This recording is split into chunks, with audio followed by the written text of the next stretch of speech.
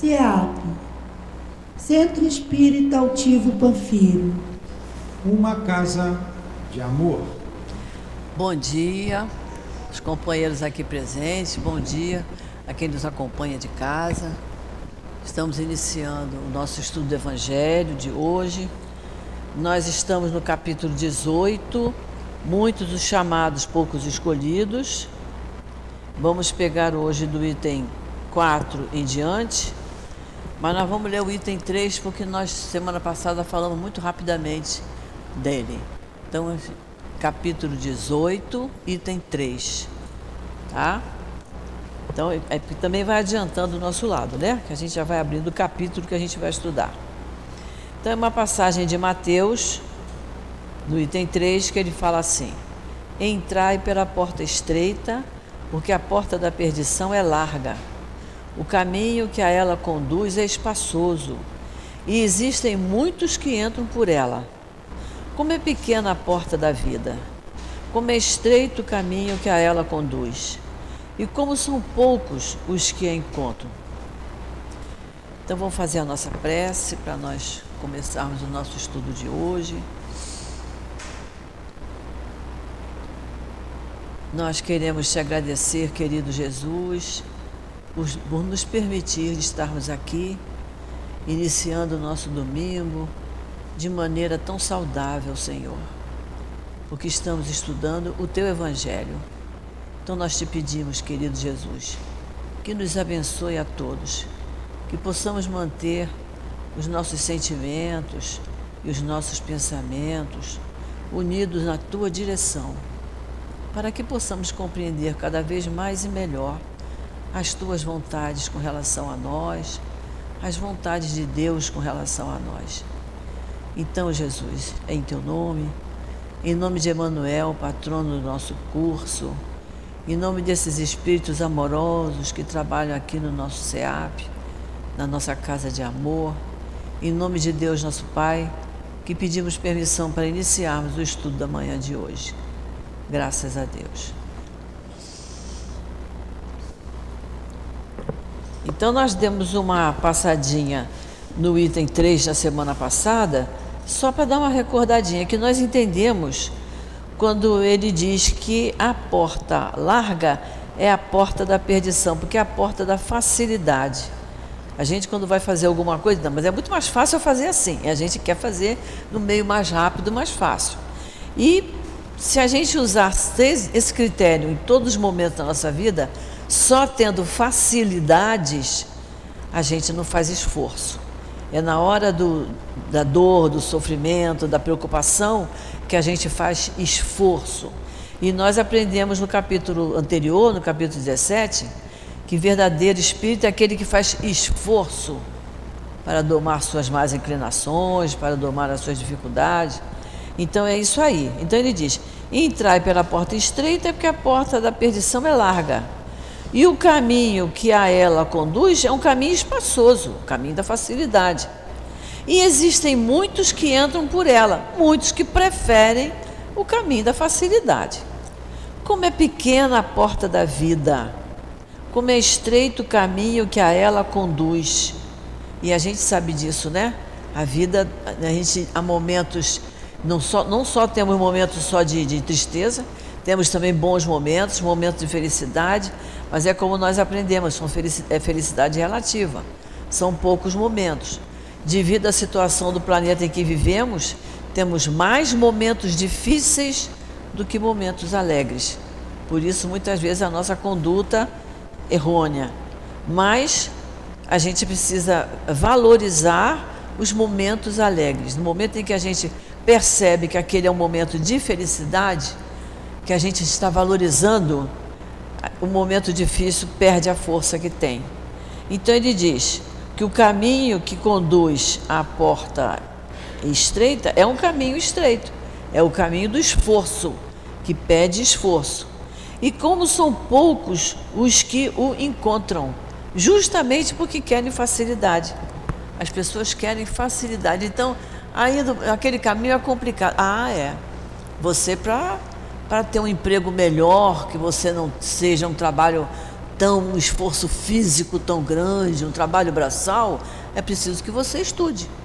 Agora, se você chegar num lugar para procurar emprego, que grau de instrução que você tem?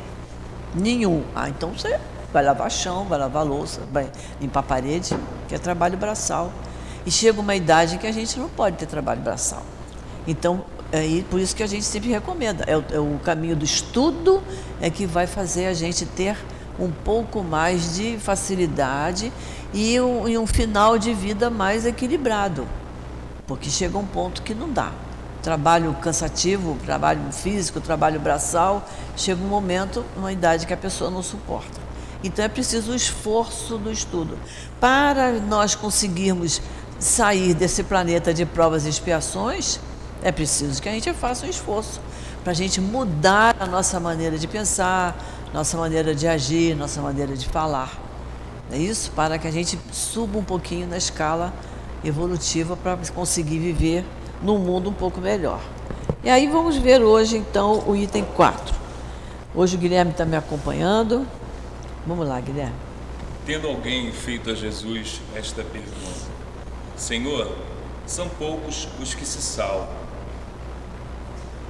Ele lhes respondeu: esforçai-vos para entrar pela porta estreita, pois eu vos asseguro que muitos procurarão por ela entrar e não conseguirão. Tem aquela pessoa que diz logo assim: eu não consigo fazer isso não. Isso é muito difícil, não vou nem tentar. Não tem essas pessoas assim que se acomodam? Eu não vou nem tentar. Então é isso que ele está dizendo.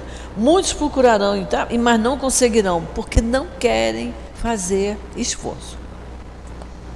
E quando o pai de família houver entrado e fechado a porta, e vos do lado de fora começardes a bater, dizendo: Senhor, abre a porta para nós, ele vos responderá: não sei de onde sois. Então começareis a dizer: nós comemos e bebemos em tua presença, e nos ensinaste em nossas praças públicas. E ele vos responderá: não sei de onde sois, retirai-vos de mim, todos vós que cometeis a iniquidade. Então, se a pessoa está batendo na porta do Senhor, o Senhor diz: retirai-vos de mim, ou seja, afastai-vos de mim, todos vós que cometeis iniquidade. Porque se nós estamos cometendo iniquidade, nós não estamos prontos para nos aproximarmos do Senhor. Né? Até falamos sobre isso semana passada. Então ele diz aqui, né? Esforçai-vos para entrar pela porta estreita. Precisa de esforço. Pois asseguro que muitos procurarão por ela e não conseguirão, porque não quer fazer esforço. Aí ele diz: e quando o pai houver fechado a porta, eu lembro que na semana passada nós falamos sobre isso. Não é que o pai feche a porta, a gente que vai se sentir tão pequeno que diz: eu não tenho coragem de chegar perto, não é? Quando a gente chega perto de muito especialmente de uma autoridade religiosa, eu fico imaginando a gente cumprimentar, apertar a mão de um Divaldo, né? Um Chico Xavier. A gente não ficaria assim muito pequenininho diante dessas pessoas, não é?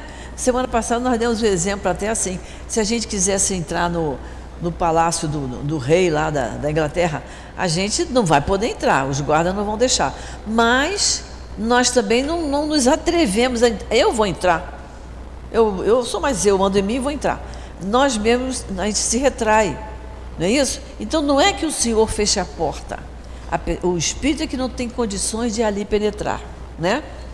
Aí e não adianta dizer que vós nos ensinastes nas praças públicas. Não adianta falar em público, não adianta a pessoa assistir uma aula ou assistir uma palestra se ela não quiser aprender. Se estiver entrando por um ouvido, saindo pelo outro.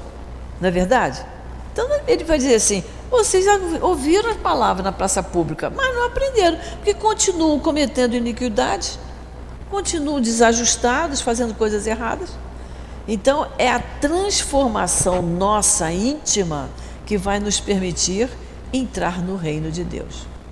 Vai nos permitir ir para um mundo melhor, né?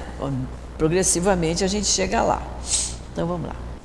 Haverá então pranto e ranger de dentes, quando virdes que Abraão, Isaque e Jacó e todos os profetas estão no reino de Deus, e que vós ficais fora dele. E muitos virão do Oriente e do Ocidente e do Setentrião, Norte e do Meio-dia, Sul, e terão lugar no banquete do reino de Deus.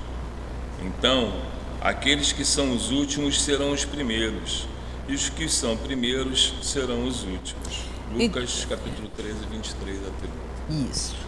Então, ainda bem, falamos isso semana passada.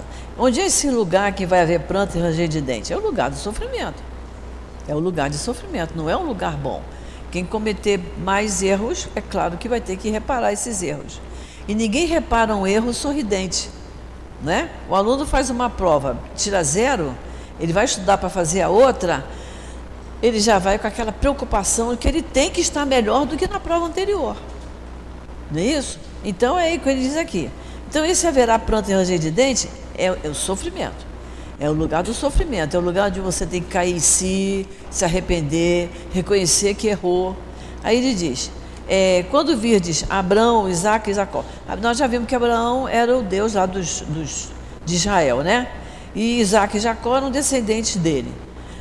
E todos os profetas estão no reino de Deus.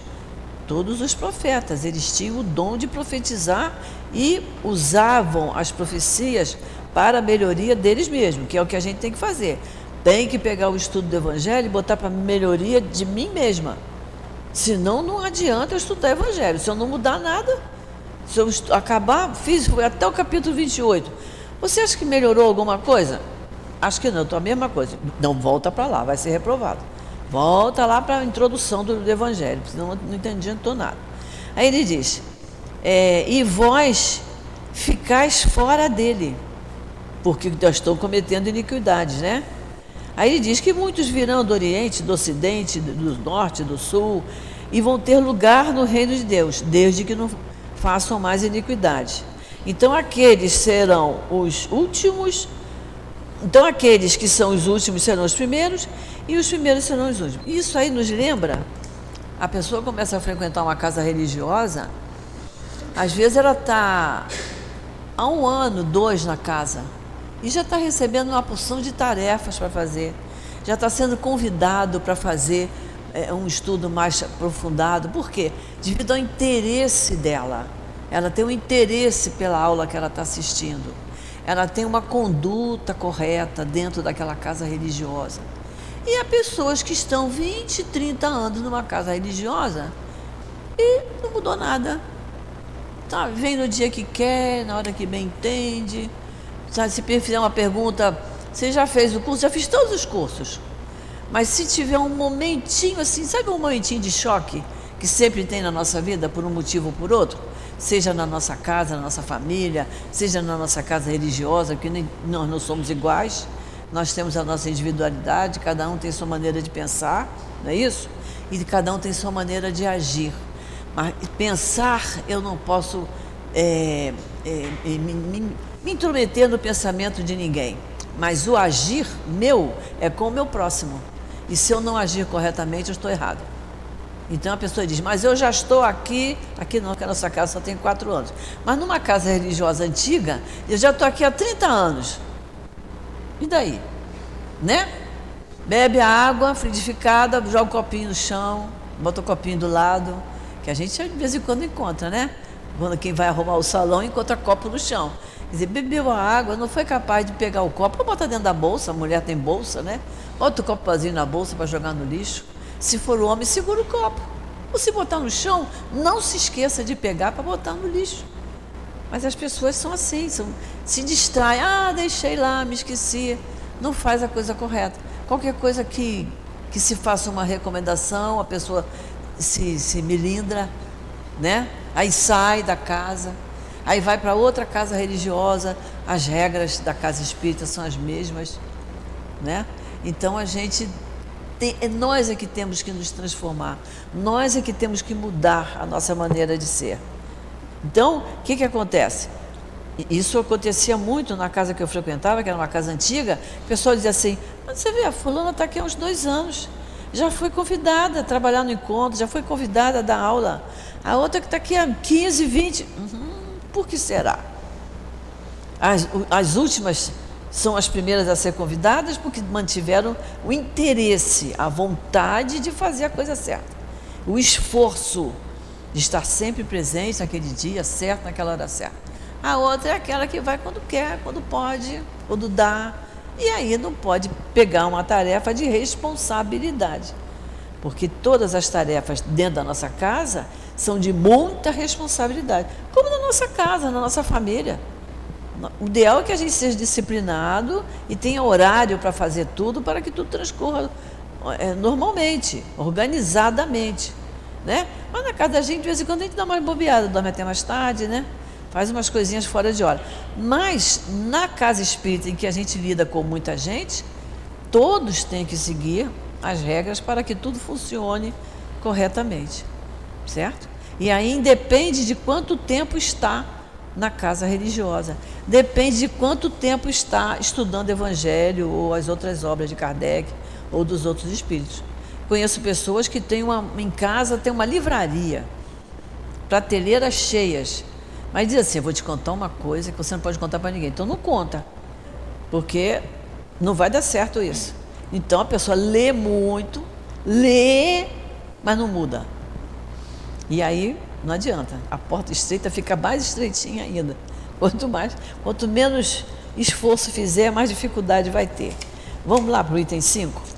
A porta da perdição é larga, porque as más paixões são numerosas, e porque é maior o número dos que frequentam o caminho do mal. A da salvação é estreita, porque o homem que quer atravessá-la deve fazer grandes esforços sobre si mesmo para vencer suas más tendências, e poucos são os que a isso se submetem. É o complemento da máxima: há muitos chamados e poucos escolhidos. Então, isso aí nós já analisamos bem, a questão dos chamados, não é? E ele fala aqui que porque é maior o número dos que frequentam o caminho do mal. Aí fica assim, chocante para nós, que estamos nesse mesmo planeta. Tem gente, é maior o número? Está lá no Livro dos Espíritos, a partir da questão 100, que fala da escala espírita, ele fala isso: o planeta que nós habitamos, o mal ainda impera. O bem ainda está muito frágil, o bem ainda está tímido. Então nós que estamos estudando essa doutrina maravilhosa, temos que fazer um esforço e expandir esse bem. E ele fala: a da salvação, a porta da salvação é estreita. E aí a gente também entende o que é salvação. Já falamos sobre isso. Não basta eu dizer assim: olha, eu venho todo domingo de manhã assistir uma aula do Evangelho, todo domingo. Não basta eu dizer assim: eu todo dia acordo de manhã e leio o Evangelho. Antes de qualquer coisa eu leio o Evangelho. Eu tenho que fazer tudo que está aqui no Evangelho. Não basta eu dizer: botei Jesus no meu coração, estou salva. Nós que estamos estudando, estamos vendo que o caminho da salvação é longo, né? Só a gente vê as leis morais, só a gente vê os ensinamentos do Cristo, as bem-aventuranças. A gente já faz aquilo tudo que está ali, o tempo todo, 24 horas por dia, todo dia. Não faz. Então não estamos salvos. Não, por isso estamos nesse mundinho aqui, como o Evangelho diz. Por isso estamos a braços, ou seja, estamos vendo, assistindo, muitas vezes indignados, mas assistindo tantas misérias, que a gente só pode se indignar, né? E orar muito, né? Então vamos lá. Tal é o estado atual da humanidade terrestre, porque, sendo a Terra um mundo de expiações, nela existe o domínio do mal. Quando ela se transformar, o caminho do bem será o mais frequentado. Então, como aqui é um planeta de provas e expiações, então nós viemos aqui para provar que a gente quer melhorar. Aí vem a prova para nos testar e para expiar todo o mal que fizemos em vidas passadas, né? Então é por isso que aqui ainda tem o domínio do mal. E aí vocês podem anotar aí a questão 634 do Livro dos Espíritos. A questão 634 diz assim, ó: por que está o mal na natureza das coisas? Falo do mal moral. Não podia Deus ter criado a humanidade em melhores condições? Que nós já aprendemos que Deus criou os espíritos todos iguais, todos simples e ignorantes, né? Então a criação de espírito é tudo igual, mas Ele deu o livre-arbítrio. Para quê? Para que as coisas boas que eu fizer, o mérito é meu, não é isso? Então aí a resposta é: já te dissemos, os espíritos foram criados simples e ignorantes. Deus deixa que o homem escolha o seu caminho. Lá no final dessa resposta ele fala assim, ó: é preciso que o espírito ganhe experiência. É preciso, portanto, que conheça o bem e o mal. Eis porque se une ao corpo. É encarnado que a gente passa pelas provas e expiações. Porque é o corpo que nos dá os desejos, as sensações, né? É o corpo que vai fazer a gente aprender a se controlar. É muito curioso isso, né, dona Gracete? Porque quando a gente observa a parte da natureza que é tutelada, né, ela é perfeita. E aí quando a gente vai para a questão moral, é aí que a gente se caracteriza realmente por um mundo de provas e expiações, né? Nós é que desequilibramos o planeta, né? A hora que a gente conseguir vibrar com um sentido de vida cristão, por assim dizer, certamente já estaremos muito próximos do mundo de regeneração. Né? Essa questão 634, ela elucida bem. Elucida isso, né? bem. E você disse uma coisa interessante, que o culpado não é o planeta. Não é o planeta. Culpados são os habitantes do planeta. Você vê que o planeta é bonito. O nosso Rio de Janeiro é lindíssimo, não é?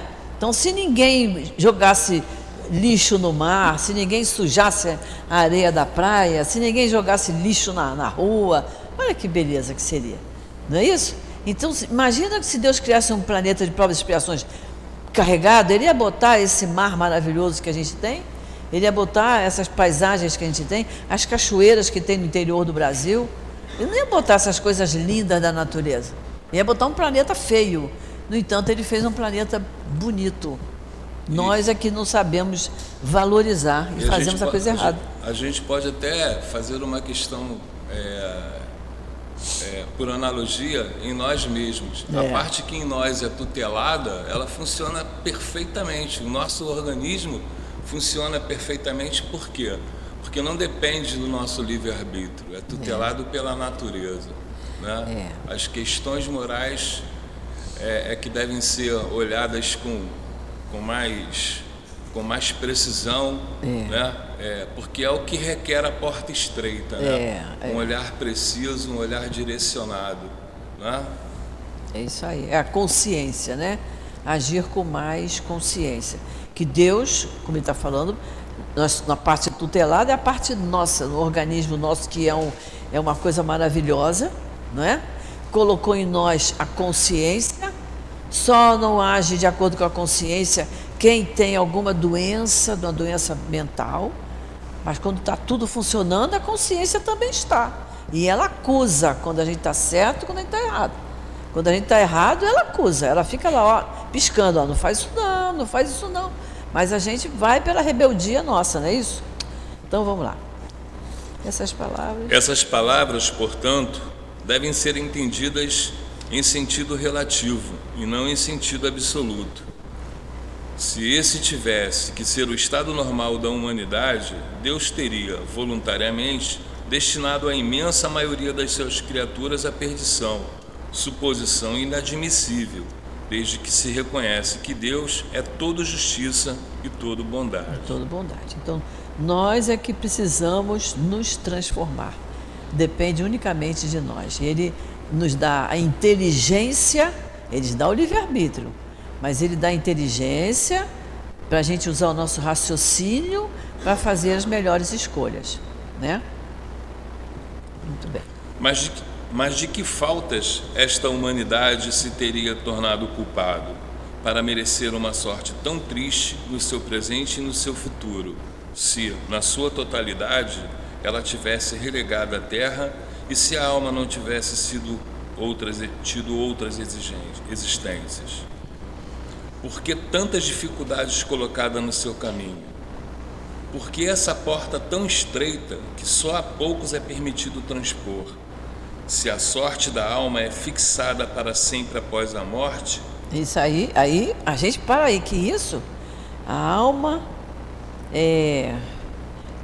A sorte da alma é fixada para sempre? Não, nós já aprendemos que não, né? Quem fala isso é quem acredita em penas eternas. E nós sabemos que não existe penas eternas. A gente cometeu erros, somos espíritos imperfeitos, cometemos erros. Então, quando a gente desencarna, a gente vai para um momento lá de observação, né? Em que a gente vai ter que se retratar, vai ter que reconhecer. Não precisa ser exatamente um lugar de ranger de dentes, mas de pranto é. Porque bate um arrependimentozinho, já bate a gente em vida. Há coisas que a gente chega a uma idade assim, pô, se eu soubesse naquela época que eu sei agora, eu não faria isso, né? Teria outra maneira de agir. Então ele diz, e começa a fazer essas perguntas, né? Por que tanta dificuldade colocada no caminho? São nós mesmos que colocamos as dificuldades. Nós mesmos é que colocamos, né? Uma complicação, muitas vezes somos nós mesmos que colocamos, né? Por que a porta tão estreita? Para a gente valorizar, a vida da gente, para nos dar experiência, para a gente poder progredir. Porque enquanto a nossa vida está correndo tudo muito bem, a gente vai vivendo, não está nem aí. Eu digo por mim, estava tudo correndo muito bem, eu não procurava uma religião. Aí nosso filho desencarna, levei um susto, eu digo, agora eu vou ver o que foi que aconteceu, por que isso, né? A gente quer saber o porquê. A gente lá, quando a gente não tem noção de nada, a gente não diz, por que não eu? Isso é depois que a gente estuda. Antes de estudar, a gente fala, por que eu estou passando por isso? Então, são os porquês da vida, né? E aí, isso nos lembra a questão 166 do Livro dos Espíritos. A questão 166 diz assim, como pode a alma que não alcançou a perfeição durante a vida corpórea acabar de depurar-se?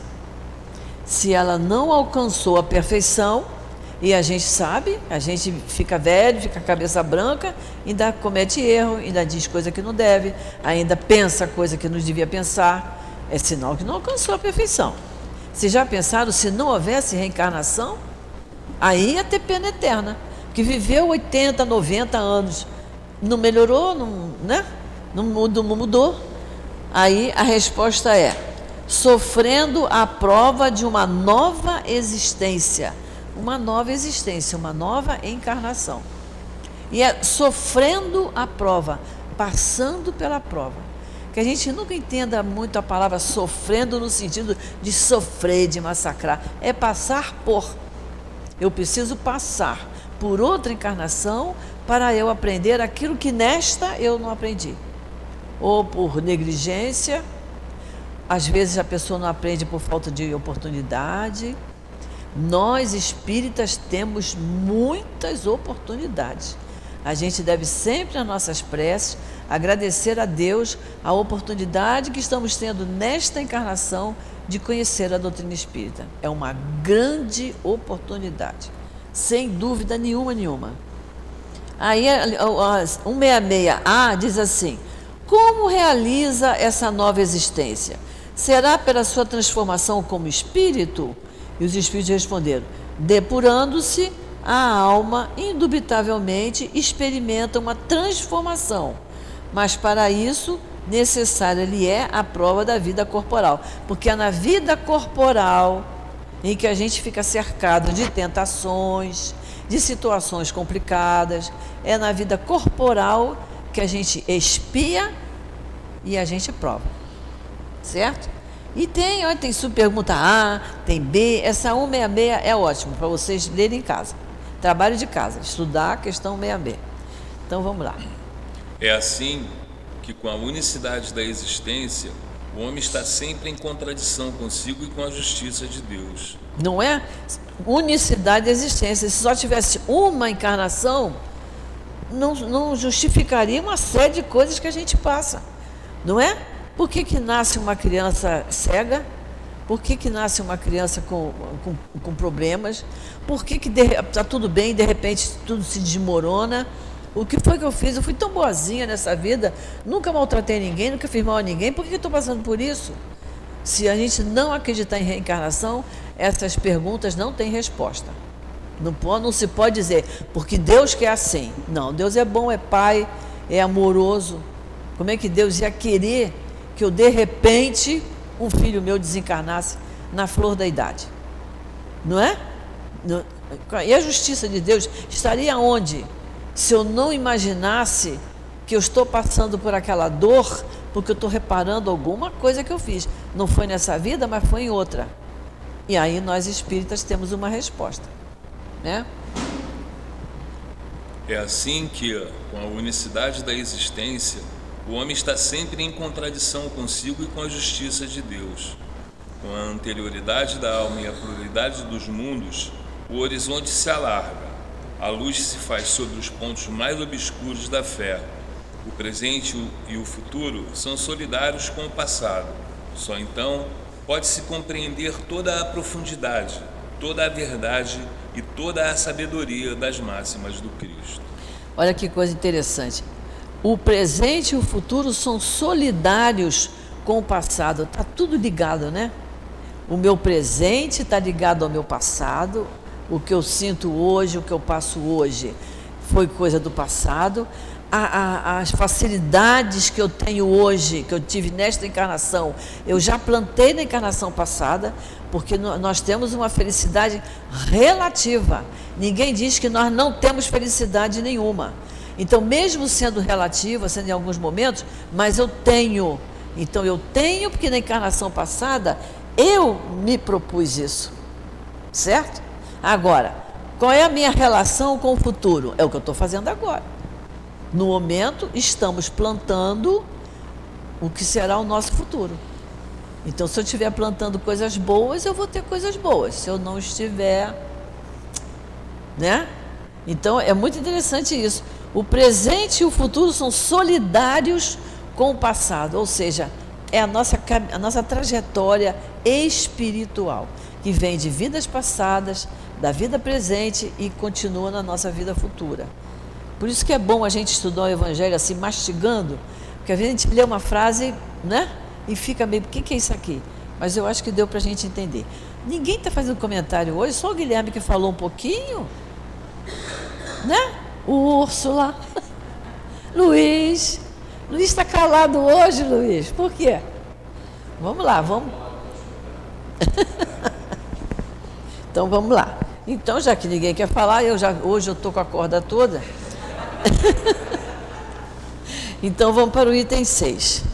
Os que dizem Senhor, Senhor, não entrarão todos no reino dos céus. Olha só, não entrarão todos, mas alguns poderão entrar, desde que diga Senhor, Senhor e já tenha feito a sua transformação e que esteja seguindo as leis de Deus. Olha como o Kardec é muito cuidadoso, né, na colocação das frases dele, e o que ele coloca da Bíblia, ele procura colocar a risca do que está na Bíblia, mas a gente entende por que ele botou isso, né? Nem todos que dizem entrarão, nem todos, mas alguns entrarão, desde que diga Senhor, Senhor, com honestidade, né? Aqueles que me dizem Senhor, Senhor, não entrarão todos no reino dos céus. Entrará apenas aquele que faz a vontade de meu Pai que está nos céus. Quais são as vontades de Deus para nós? As leis dele. As leis de Deus são as vontades, não é? A gente, quando quer que o filho vença na vida, não é uma vontade que a gente tem, que ele estude, que ele trabalhe, que ele seja um homem de bem. Assim é Deus com a gente, Ele é nosso Pai. Ele quer que a gente seja pessoas de bem, não é? E que a gente siga.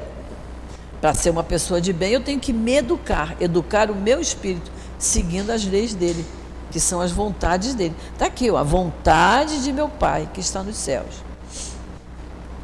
Vamos. Muitos me dirão. Muitos me dirão nesse dia, Senhor, Senhor, não profetizamos em teu nome? Não expulsamos os demônios em teu nome e não fizemos vários milagres em teu nome? E então eu lhes direi bem alto: afastai-vos de mim, vós que fazeis obras de iniquidade. Sempre repetindo isso.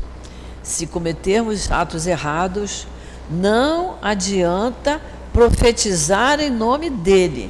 O que é profetizar em nome dele? É dizer o que está na Bíblia, é dizer o que está no Evangelho, é dizer o que está no Livro dos Espíritos, no Livro dos Médiuns. A gente está aqui falando, expondo. Mas, gente, é aquilo que um companheiro nosso dizia: o ouvido mais perto da minha boca é o meu. Então, a minha responsabilidade é muito grande de estar aqui falando e depois eu meter os pés pelas mãos e fazer o que der na telha, como a gente fala. Então, olha só, não profetizamos em teu nome, e daí, fizeram o que tinha que ser feito? Não expulsamos os demônios em teu nome? O que é isso? O que é expulsar os demônios?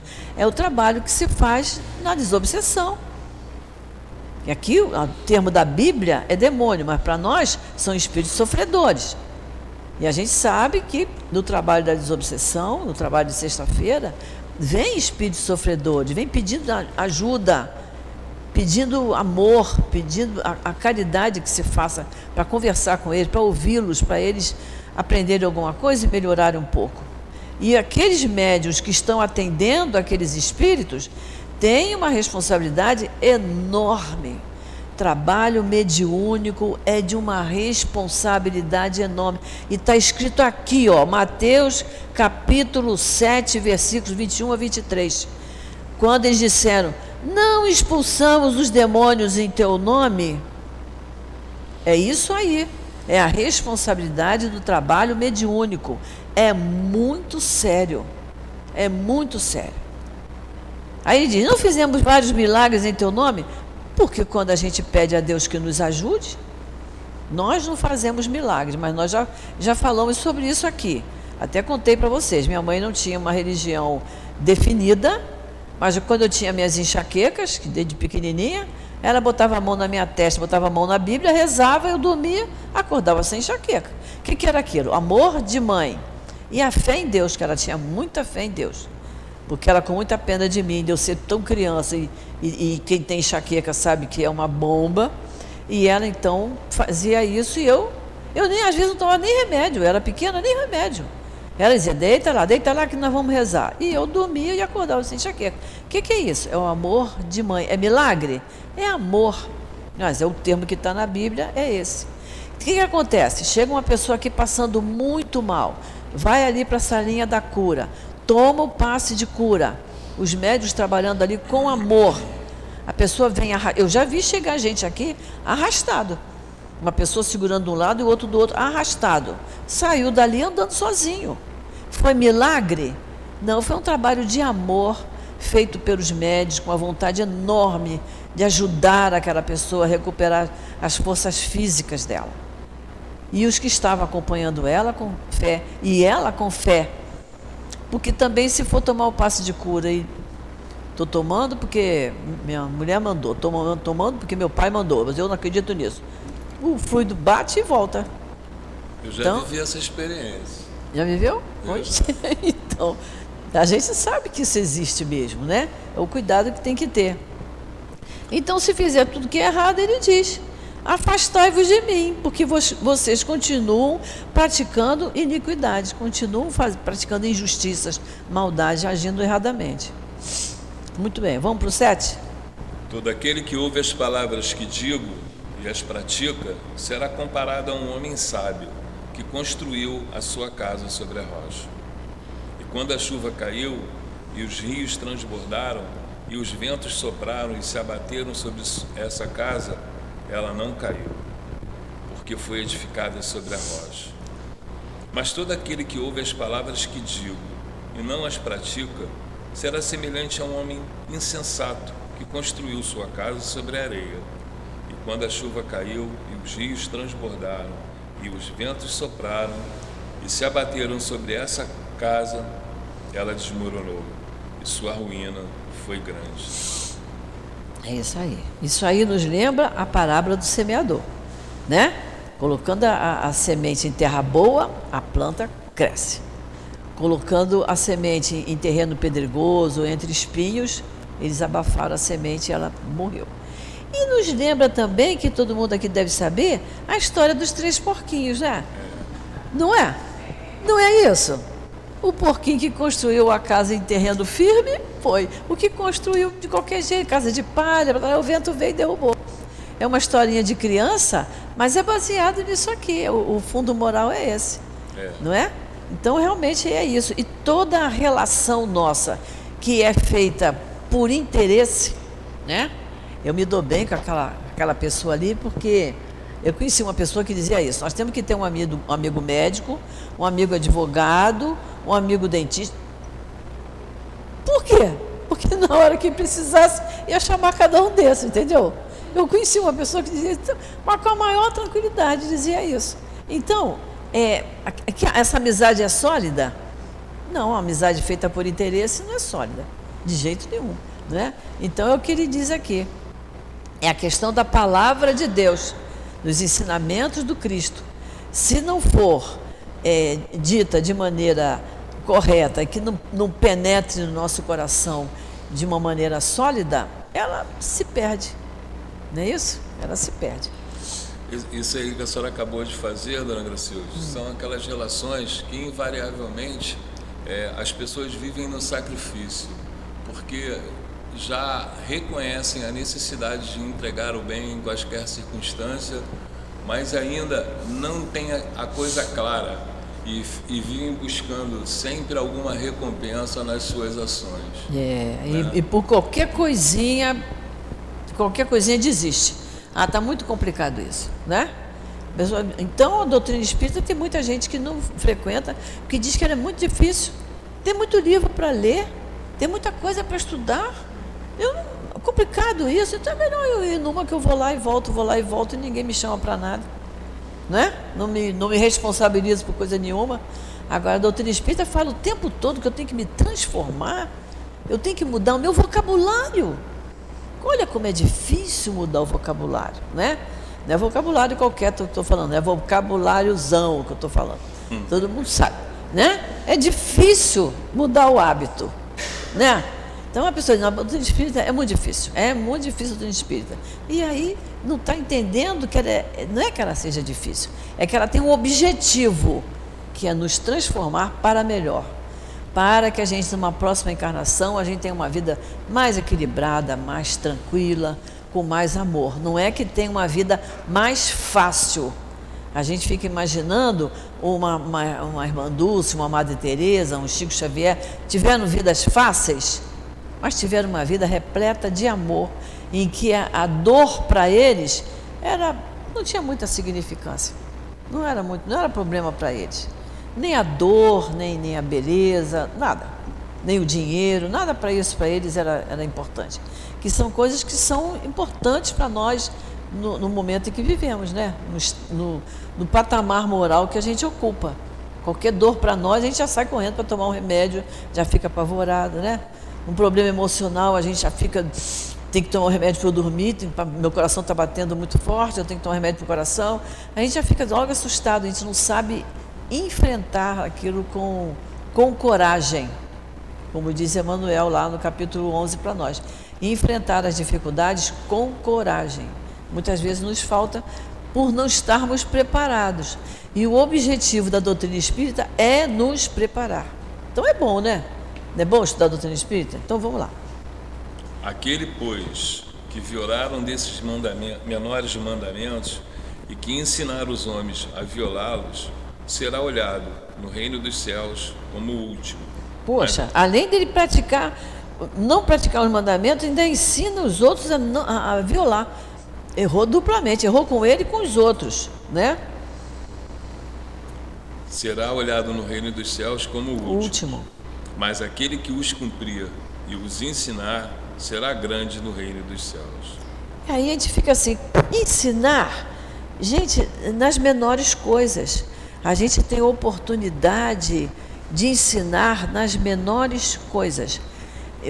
Há poucos dias fui uma reunião de amiguinhas minhas, e que uma pessoa estava criticando uma criatura que morreu de Covid. Era uma criatura difícil? Era. Mas eu só perguntei assim para ela, escuta, ela vai te prejudicar agora? Não, então por que está falando dela? Não pode, a gente não pode falar de quem morreu, foi o termo que eu tinha que usar, porque era o vocabulário do grupo.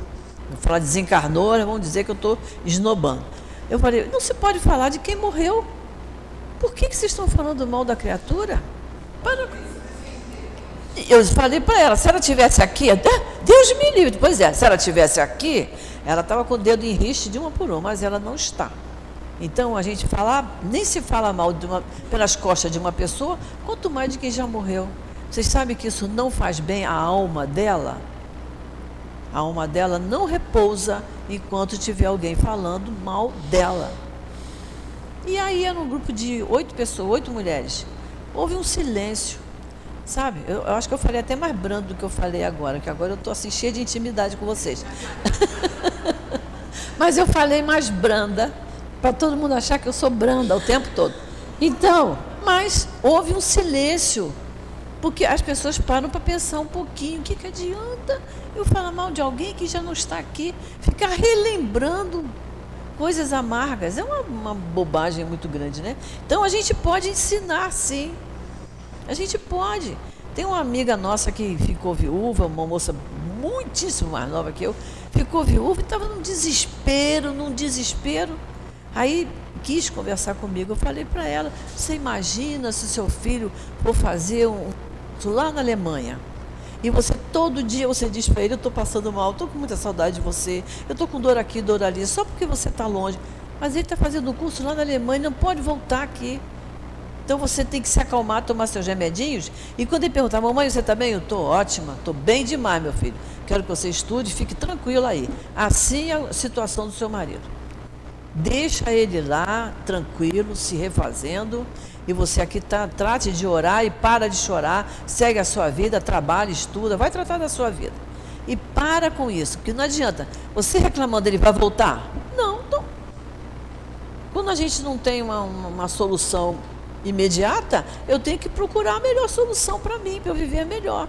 E a melhor coisa vai ser você orar por ele e você continuar a sua vida. É isso que tem que ser feito. Que foi isso que o altivo me disse quando meu filho desencarnou.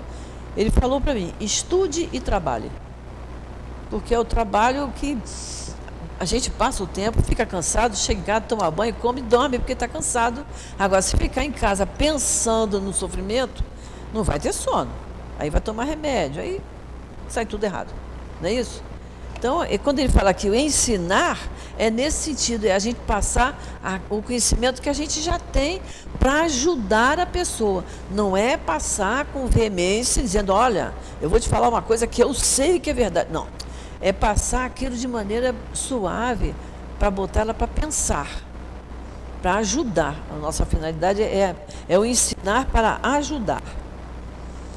Vamos para o 9? Todos aqueles que reconhecem a missão de Jesus dizem, Senhor, Senhor. Mas de que lhes serve chamá-lo de mestre ou Senhor, se não seguem os seus preceitos?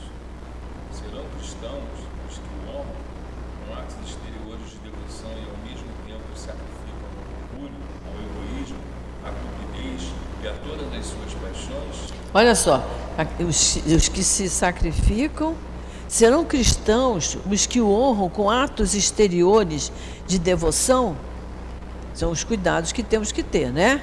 Pessoa, de outras religiões tem gestuais desnecessários, não é aquilo que vai mostrar o amor a Deus. O nosso trabalho também do passe, os gestos são simples, mas tem que ser feito com amor, com dedicação. O importante na hora do passe é que o médium se conscientize que ele é o médium, é o intermediário entre o espírito superior, o espírito protetor e o paciente que está ali aguardando o fluido, não é? Então, ele como intermediário, ele tem que estar fazendo aquilo por amor, com muita dedicação e se entregar naquele momento. É isso que é importante. Não importa o vestual, se vai sacudir mais a mão, se não vai sacudir, se vai tremer mais, se não vai tremer. Isso não é importante. É que ele seja o vaso comunicante, que ele esteja limpo, que aquele fluido limpo entre pelas minhas mãos limpas e seja transmitido ao paciente. É isso que é importante. Não é a vontade de fazer e uma vontade repleta de amor, para que aquilo tenha o efeito que a gente deseja que tenha. E a gente sabe, né, que o sentimento do médium é esse mesmo. São seus discípulos aqueles que passam os dias de preces e não são nem melhores, nem mais caridosos, nem mais indulgentes para os seus semelhantes.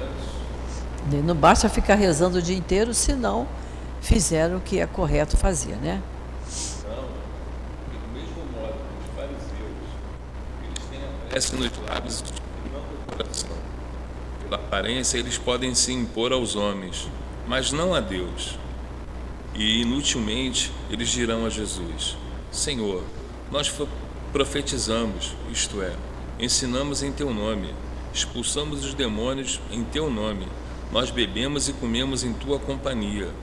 Pois eles lhes responderá: Eu não sei quem sois, afastai-vos de mim, vós que cometeis iniquidades, vós que desmentis vossas palavras por vossas ações, que caluniais vosso próximo, que roubais as viúvas e cometeis adultério.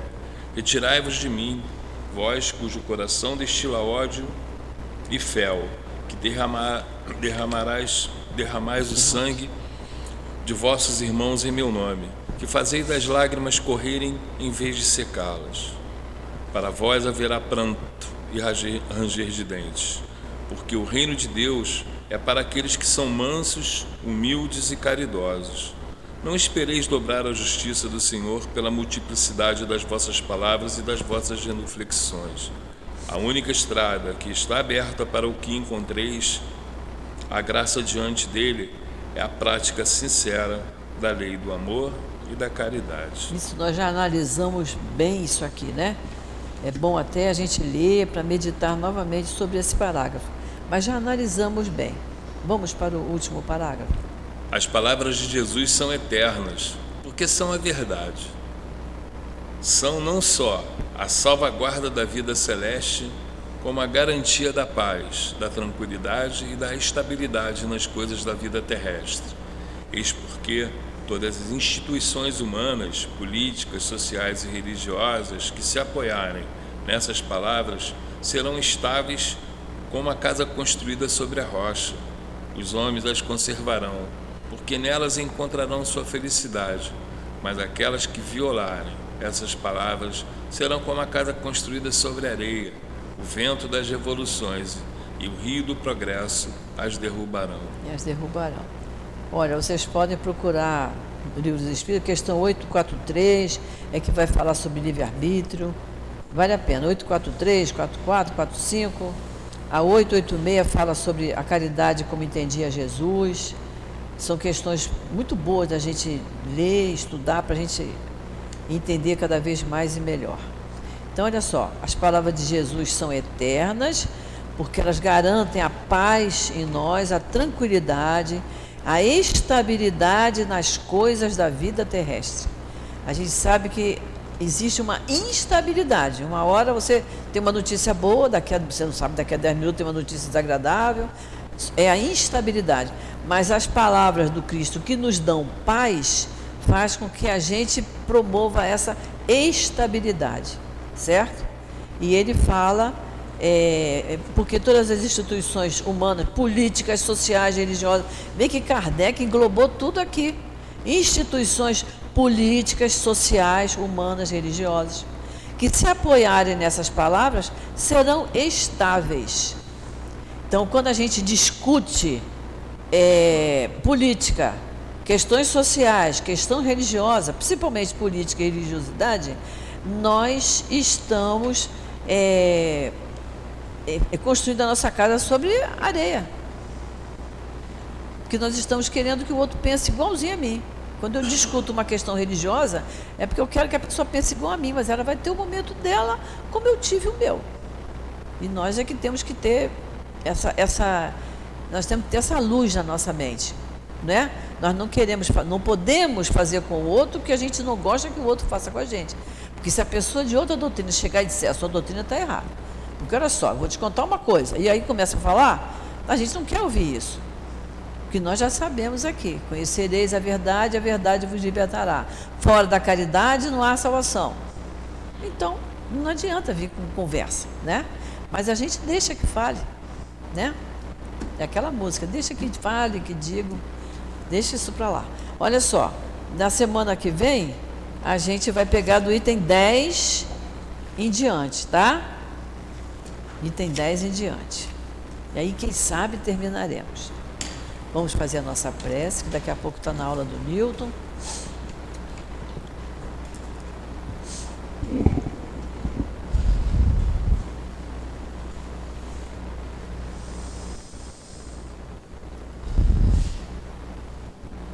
Querido Mestre Jesus, nosso amigo de todas as horas, nós estamos muito gratos, Senhor, pelo estudo do Evangelho da manhã de hoje.